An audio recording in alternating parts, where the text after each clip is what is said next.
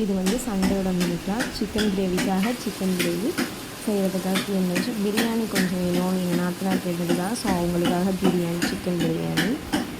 Chicken biryani ஒரு பக்கம் ready ஆகிட்டு இருக்கிறதுக்காக எல்லா ஸ்பைசஸும் போட்டு ரெடி பண்ணிட்டு இருந்தாச்சு. எக்கு பாயில் பண்ணுறதுக்கு பிரியாணிக்கு எக்கு. இப்போ சிக்கன் கிரேவி செய்கிறதுக்காக மசாலா வதக்கிட்டுருக்கோம். இதில் வந்துட்டு ஸ்பைசஸ் வகைக்கு போட்டு தக்காளி, வெங்காயம், இஞ்சி பூண்டு பேஸ்ட்டு, கரம் மசாலா, பிரியாணி மசாலா, கொஞ்சம் தனி மிளகாத்தூள், கொஞ்சம் வந்துட்டு மல்லித்தூள் போட்டு சிக்கனை போட்டு நல்லா வதக்கி இந்த சைடில் பார்த்தா ஃபைனலி சிக்கன் கிரேவி ரெடி ஆகிடுச்சு. மறுபடியும் நம்ம வந்துட்டு பிரியாணிக்கு என்னென்ன வேண்டுமோ அதெல்லாம் போட்டுட்டு கறியை போட்டு நல்லா வதக்கிட்டு அதில் லைட்டாக உப்பு மஞ்சத்தூள் போட்டு வணக்கணும். அந்த பச்சை ஸ்மெல் போகிற வரைக்கும் வணக்கணும். கூட நெய் டால்டாலாம் ஆட் பண்ணிக்க வேண்டியதான். அப்புறம் தயிர், ஒரு ஆஃப் லெமன் புரிஞ்சுக்க வேண்டியதான். சைடிஷ் பார்த்திங்கன்னா ரைத்தா, ரசம், கொஞ்சம் ஒயிட் ரைஸு, பாயில் பண்ண எக்கு, பெப்பர் சிக்கன் கிரேவி.